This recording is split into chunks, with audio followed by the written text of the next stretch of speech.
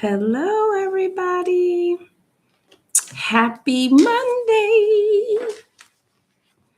It is nice to be here with you all. I am home again because it is hot, and I was like, I need to go home. I had 3 cancellations today, y'all. Three. And, I try not to get too upset when I get cancellations because I know things happen. But hey, it's part of the job. So we're gonna wait. We got like another minute before people come on in, and then we're gonna start our conversation. I hope that you guys are looking forward to this conversation. I am definitely looking forward to the conversation tonight. It is going to be an amazing conversation because anytime we're talking about um, prevention, it's always an amazing opportunity. So we're going to get started. It is 7 p.m. on Monday. It's the last Monday of June, y'all. I am like bewildered by how quickly this year is just flying by. It is flying by. And I am like, geez, like we just started a new year. Like we were just in January. I started this podcast 6 months ago. And now we are on Monday. I don't know, the last Monday of June. This is crazy. But anywho, good evening, guys. Good evening. So I wanted to get on today and I wanted to talk a little bit about mental health and how mental health has been really, really impacting our communities, our families. And I'm noticing more and more about how children, teens, and young adults are they're struggling, right? Many of our families are struggling with um, just the negative nature of mental health. And I'm like, wow, like we got to talk about this, right? So many young people are like going missing. You have people who are dealing with suicidal ideation or suicide. We have impulsive behavior like car theft. We have emotional dysregulation, anxiety, depression. Our young people are out here struggling. And I am seeing it more and more. People are being bullied and not even understanding what bullying is. And I wanted to just really talk a little bit about that. And if you have any stories, please share them in the chat today. So I want to make sure that we are speaking in plain words today. This is not going to be too psychological, but I want to have the conversation because I think it's definitely needed. So we know that the CDC says that youth continue to show serious concerns about or surrounding sadness, right? Hopelessness, bullying, social media, and suicide risk throughout the world, the student population, right? And so when you look at that, students can be anywhere from pre-K all the way to college, right? And so we also have to make sure that we are aware that there are a lot of warning signs that sometimes we miss as caregivers, as community leaders. And, things can be lasting for months at a time, weeks, sometimes just a few days, but it happens. Things can be happening in the homes, things can be happening at school, community, relationships failing. These things have to be taken serious. So, like, we need to be able to identify when our child or our children are struggling with something. So I wanted to take a look at some things when it comes to like depression in childhood and young adults and how that might look compared to people like us, like adults or seasoned adults, right? Some of the things might be some of the warning signs might be similar, they might overlap, but I just want to make sure that you kind of understand a little bit more when it comes to children or young people. So we have irritability, that's a big one, isolation, sleeping too much or not sleeping. It's not always drugs and alcohol that keeps us up or gets us to sleep. It could also just be depression, right? Crying, anger outbursts, loss of interest, right? We know that hopelessness statements, things like I don't have any friends, or no one's ever going to understand me. I'm tired of always feeling like lonely. Poor hygiene is one. Failing grades, right? Dropping out of college, procrastination, stomach aches, headaches, low motivation, not really wanting to do things. Like your child was a very like high functioning, very active person, and now that child is constantly tired or just doesn't want to do anything. um just like saying things like nobody cares about me, I don't want to be here. We want to make sure that we don't take those things lightly, and we don't just look at it like, oh, well, they're just being a typical teenager. These things have to be looked at, guys. We have to pay attention to what is going on within our homes and our schools and our community.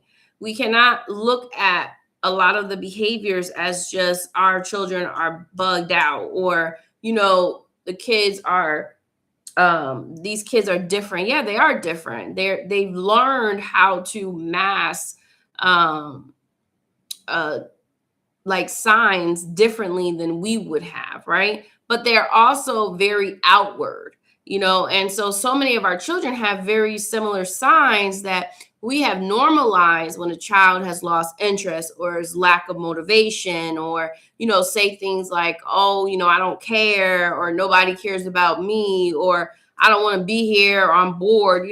We hear these and we start feeling like, oh, these young people don't know nothing. But in reality, those are cries for help. Those are signs that there might be something actually happening within your young person, and you want to keep your ears open. You want to stay committed to knowing that these things happen. Okay.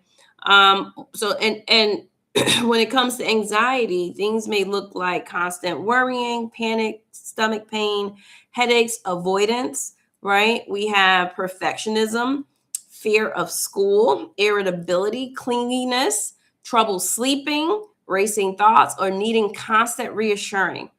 Like, one of the things that stick out to me when I talk about individuals with anxiety, especially our young people, we think about like that perfectionism, right? Oh, this person got OCD, or they're so neat, or they always, no, when it becomes to a point where all the time they have to get things right, and if they don't, they have a conniption, right? We need to pay attention to those things because it's huge when our children they want to make everything perfect. They need everything to be perfect. And so it's very important to pay attention to that, right?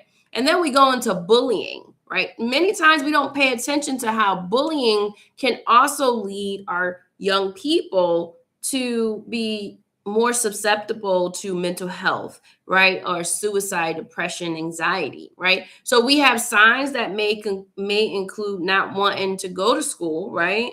Or not wanting to go to a job or event that they usually enjoy, missing belongings, unexplained injuries, sudden mood changes after like using their telephone, or if they're playing a video game, anything that they can actually have interactions with other people. You want to pay attention to how their behavior is once they're disconnected from those things, right? Deleting their social media accounts can also be a sign that some type of bullying is going on. Isolation and fearfulness, shame, right? Feeling shameful or saying things like, I'm fine, or but you can see that they're clearly shutting down. You see that something is clearly wrong, but they're like, no, I'm good, right? these are signs that your child might be dealing with some type of bullying. And that is so important that we pay attention, because if not, then we will get into a space where we're missing those big red blinking signs, right? And we don't want to do that. And then, you have your red flags for crisis. So when I talk about red flags for crisis, you have to pay attention that you have to take immediate action when young people do these things, right? So when they talking about death, suicide, disappearing, right, being a burden to someone, or constantly feeling like they're bothering people, like saying like there's no reason to live, or they start giving things that that they love, precious things, they start giving them away. You also want to think about, they search for methods online about suddenly becoming like how to kill themselves, or things to help with suicide and all that, right? They once were very, very sad and depressed, and now they have this burst of energy and they're excited. And you want to pay attention to those things, because that's not, oh well, they're feeling better. Sometimes it's they've made a decision and now they're going to do what they feel like they should have done before, right? um you want to make sure that you pay attention to your children's arms. Make sure there's no cuts on them. Sometimes children use spaces where they can cover, so they might do their thighs or even to their belly area. So you want to make sure that you're paying attention to your children, especially if you're a young man. If you're a father and you have a young man, sometimes you might say, let's do a workout, take off your shirt, or let's take our shirts and do pump, like anything to get to see what's going on with them. Because sometimes these children have gotten so like good with it, they can hide where they're abusing themselves. Picking the hair can be signs of anxiety too. Oh my goodness, I can't even say it now. I'm not going to do it, but it's trick, and it's like the hair pulling. And it is really, really, really important to pay attention to these signs, right? And so you want to just make sure that when your children are struggling with different moods, you ask questions. You don't just let it go. You don't just make it seem like it's nothing. No, you need to pay attention to what your young person is saying, right? So you want to text like 988, the crisis line. If you don't know exactly what that is, sometimes if it's really, really bad, you can call 911. I don't want anyone to feel like they can't get in touch with someone if they know that their young person is in distress, right? I would rather you bring your child to the emergency room than to keep playing around like nothing's wrong, or they'll be okay, or take it as a joke. We are their first responder, right? And so we can call the hospitals and stuff like that, but we have to pay attention to what's happening with our young person. If you're constantly seeing more drinking, partying, these are signs that something may be happening within your child. So please, please, please do not allow these things just to go, because just because they're not really talking about it, or just because you don't feel like these things are happening, doesn't mean it's not happening. I've heard parents tell me, well, I used to feel like that. I used to do those things. And I'm like, but you also didn't have the social media, or like understanding like this was something that was happening normally, right? Now our young people, they see it often, people hurting themselves, using drugs and alcohol, using other substances to take their lives. So we have to be careful not to look at what we've been through all the time and say, well, I did that too. And I always gotta give y'all some biblical references, because why not? And I wanted to talk about Psalms 34 and 18. The Lord is close to the brokenhearted. So we want to make sure that we're paying attention to when we're talking to our families, right? Family, we are reminded that you as families, we as families, um, that God does not shame us in our pain, right? He comes near to us. He wants to protect us. And when you have a child who might be struggling, even if you're struggling with even hearing your child, don't be ashamed. Don't hold that from others that might can help you, right? If you know that there's things going on within your home, don't be afraid, because God is not a God of shame. He's not going to shame you. And the goal is to help your younger person. It's not to make you feel bad, because I don't care how successful you are. I don't care if I'm a community leader or I'm a therapist. My children both have dealt with either anxiety or depression, and I am not afraid to say it, because they're human beings. And no matter what my title may be, no matter what the training I have, the only thing I can say is that, yes, I do have a little bit more training where I can identify things quicker than maybe some of my other community members. But my children go through crap too. But I'm never going to not say anything, because you never know. Like, just because my child might be struggling with something doesn't mean that I'm a bad mother, doesn't mean that I did something wrong. It just means that they're struggling with something. There's something going on with them and they need help. And I'm going to give it to them. So I will never feel ashamed for my children going through something. And I just want to make sure that you guys also understand, never feel ashamed if your child is going through something. Proverbs 18-21 talks about life and death are in the power of the tongue. Now, this is what we are holding on to when we're thinking about bullying and harsh parenting and gossip, right? And emotional harm. We have to understand that, yes, somebody hitting you. Like this past weekend, I had my symposium on family violence, and talked a lot about, like, we always think that violence is sexual trauma or physical abuse or even emotional abuse, but we don't really understand that even the words that you speak could be very, very hurtful, and it can really penetrate to a space where our young people may feel horrible about being around. And we have to remember that we are children of God, and we're supposed to be speaking love.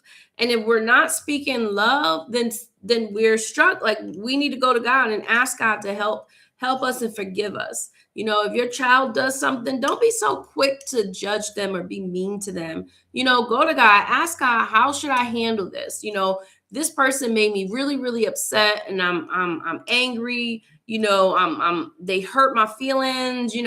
But don't just go to your children, your young people, and just make them feel worse about what they've been through or what they've done.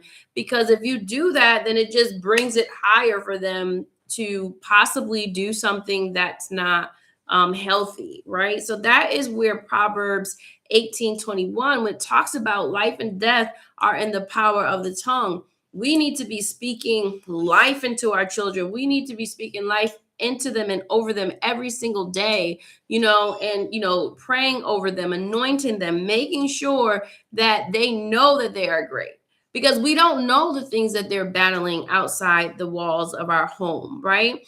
And sometimes those same things they might be struggling with those things inside the home. So I am real big with trying my best to make sure that I'm speaking into people, period, because I don't know what they might be dealing with outside in this world or in their homes. So the sweeter I am to them, the hopefully I might be helping them feel better, right?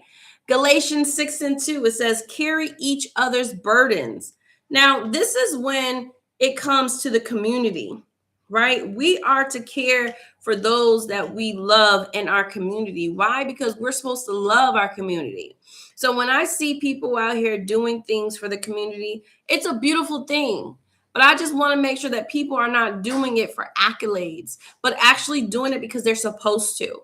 And our young people pay attention to that. And that's why I don't post everything I do. I know it looks like I post everything, but I do not post everything I do. I don't post the good things. I don't post everything, because not everything is supposed to be recorded by the world, but recorded by God. And that is important to me.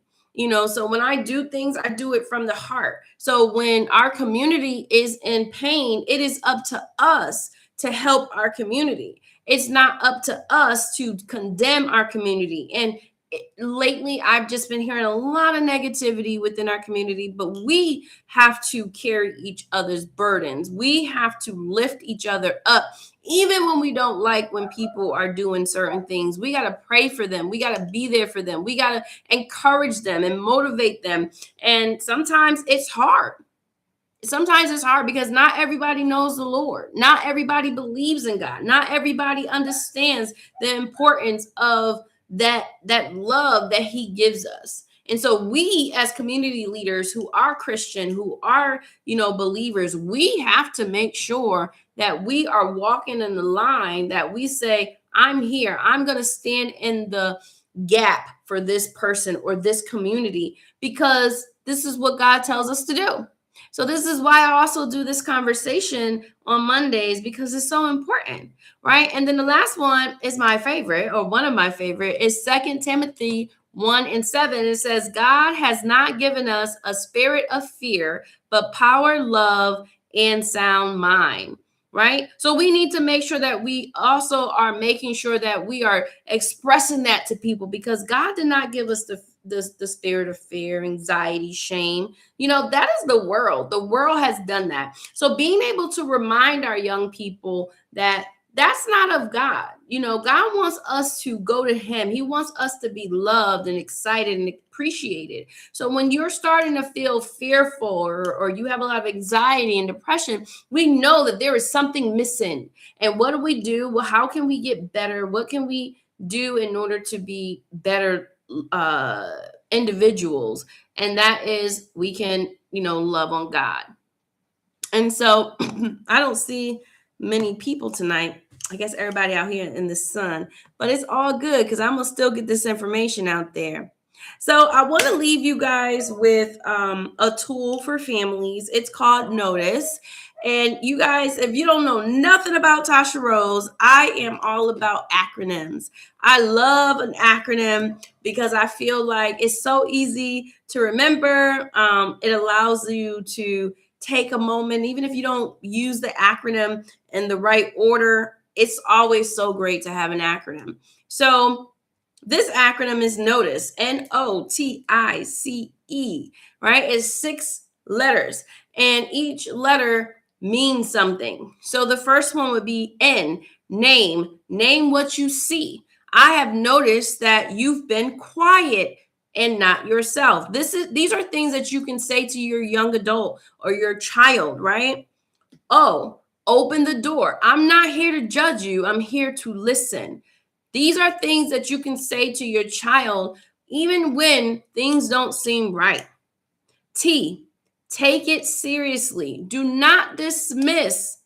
Do not dismiss. I want to die, or I'm tired, as just drama or just being extra. That is important to hear that and listen to it and take it seriously, right? I, involve support. Get a therapist, psychiatrist, pediatrician, right? School counselor, pastor, crisis line. You have to do everything that you need to do to make sure that you are supporting your young person. Because sometimes we get into our spaces, especially as prominent people, right? Or people who are successful or have some type of name in the community, that, oh, if my child is going through this, I don't want everybody to know. So you kind of try to keep it to yourselves. And that's not what we have to do. We need to be able to involve supports, and so that we can get our children and our loved ones the right support, so that they won't feel left out, or they won't feel like you're ashamed of them. Right? Because I've heard so many people say, well, I've been talking to my parents about this. And then I hear parents, well, I just want to make sure, I don't want to bring no I don't want to bring no eyes to the family, or no, I don't want people judging me. Why are you worried about what other people are doing? You are here to protect your young person. You are here to make sure that your young person feels supported, loved, and seen. So don't worry about that. If you need to go get some support in order to help your young person, go do that. Because one of the things that you're not going to do, or you're not going to be happy with yourself, is if you miss the sign because you're worried about what somebody else think, and now you're on the radio or on TV, or you're at a service saying, I wish, right? We don't want that. We want to know what's going on, right? And if you are a parent, or you are a guardian, or you are someone who have dismissed getting the help that the person that your loved one need, I'm begging you, it's not too late. It is not too late to go get the help that you need, right? It is not too late. It's not too late to get the help that your children need. Um, um, you have to make sure that you get the help that they need.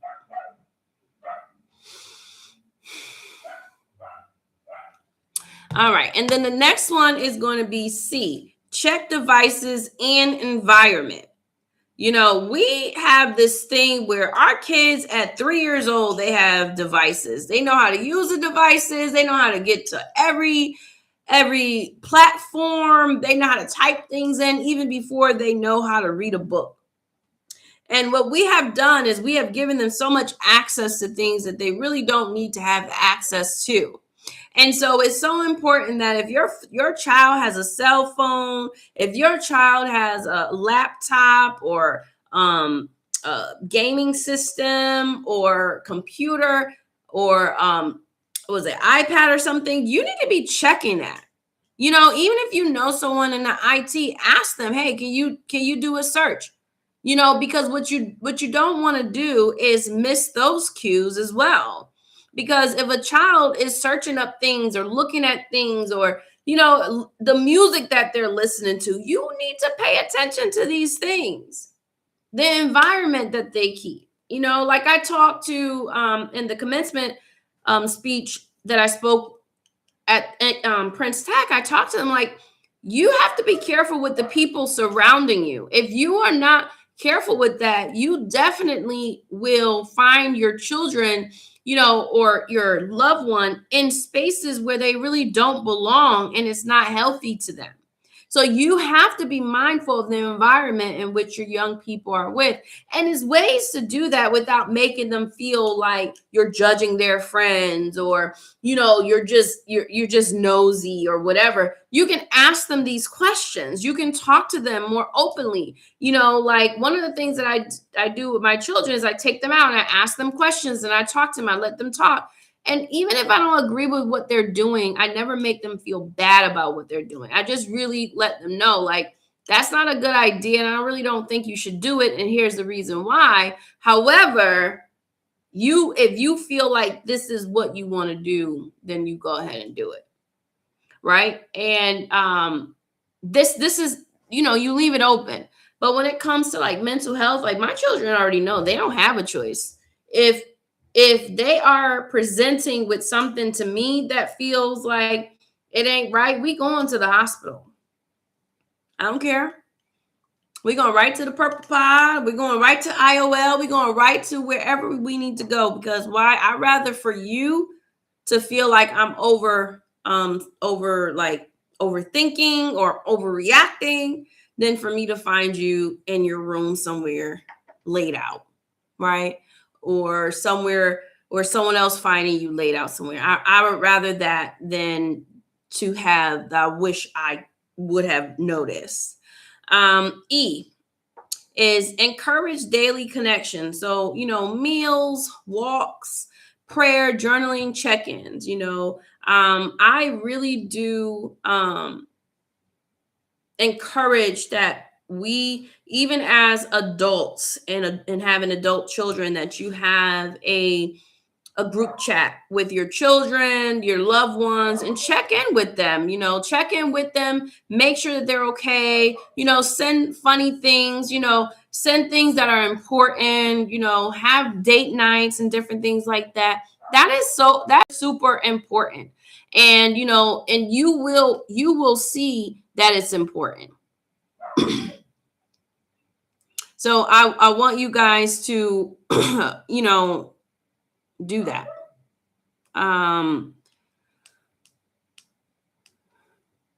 Sorry guys.